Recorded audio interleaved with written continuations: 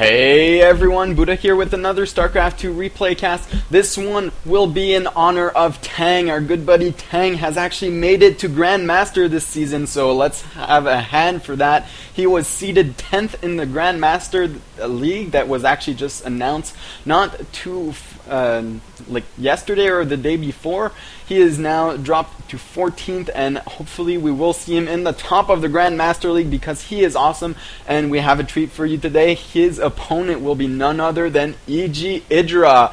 And Idra, everyone knows Idra. No need to actually announce Idra because he is such an awesome Zerg. And Tang saying that he actually respects Idra so much, and the good luck, have fun. Idra obviously not responding. And this is going to be a ZVZ on Shakura's Plateau. They are in close air spawns, so these overlords will go for a high five. Actually, they are just drifting away from each other, so there is no overlord love here. Also, I have just received over 10,000 views on my channel, and that is awesome, and I have made a special video for that, so definitely check it out. It's the latest upload besides this one. So thanks for the support, guys, and we are going to support Tang here in this game against Idra. Idra, even though he is so good, he is one of the top players. He is the king. He is considered by many the best non-Korean player, although that might have changed in the past few months because we have seen so many great players, especially at MLG and at DreamHack.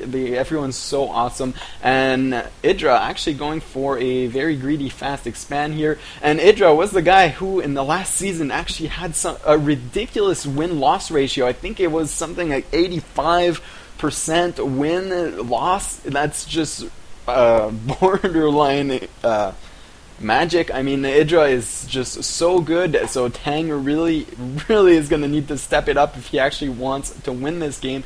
He is going for his fast spawning pool, so 14 gas, 14 pool. He will have link speed up and running before Idra, so there might be a small window of opportunity where he can actually exploit that.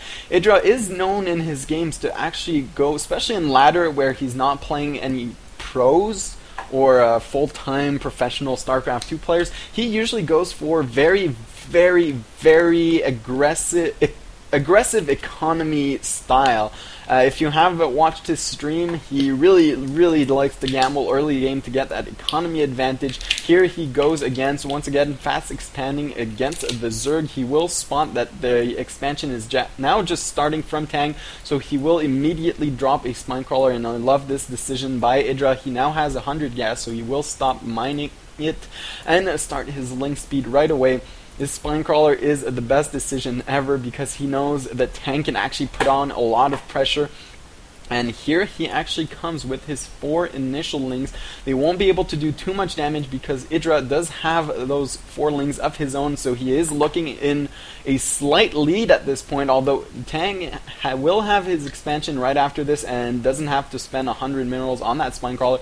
He will try and run up here, see that there is a Spinecrawler, and just stay out of the way for now. His link speed is almost finished, so look for him to actually abuse of that because it will be ever so slightly before Idra's. Idra's is about 50 seconds away, so here is where Tang can actually exploit this speed advantage, and there he goes with his 6 lings. He might try and run by. That is very risky because Idra has 6 lings of his own blocking the ramp, and look at that perfect wall by Idra. These lings are actually going to have to make it all the way back in the back of the main the expansion, and actually defeat this queen to go up, so Tang really not going to be able to bust through this. He is producing a lot of lings, though. If you see, there is actually 25 to 16 harvesters in favor of Idra, but that is just so many lings at this point. Idra is going to walk across the map, encounter a few lings. His speed is also done at this point, so this is going to favor him. Nice micro, pulling back these lings, really doing whatever he can, and he sees all of these lings, and Idra just rage quits. I don't know what was up with that. He could have actually just pulled his drones. That is a lot of lings, but really, Idra just quitting mid-game like this, he is known for this, and I do want to take the time to actually defend Idra in this position. Great for Tang, especially let's clap for Tang. He actually took a game off Idra, But the reason why Idra does this, I believe anyways, I haven't actually spoken to him personally, but when he practices like this, I mean, he spends days and days and days practicing, probably 10 to 12 hours a day, and say he's in a session and he really wants to practice his late game Zerg. Well, if he is going to gear up, obviously, for a late game, and if this happens, I do think that this might pass as a waste of his time at this point on the ladder if he really wants to go against random opponents and practice a particular build. If your opponent doesn't respond the way you want to for that practice, I mean, might as well just quit. The other option, the other reason why Idra might do this, obviously Rage is one of them. That is the most popular because that's what we love to see from Idra. But obviously the second reason could be that he really doesn't want to waste his energy to deal with this. We have seen this kind of rage quit in the big tournaments from Idra.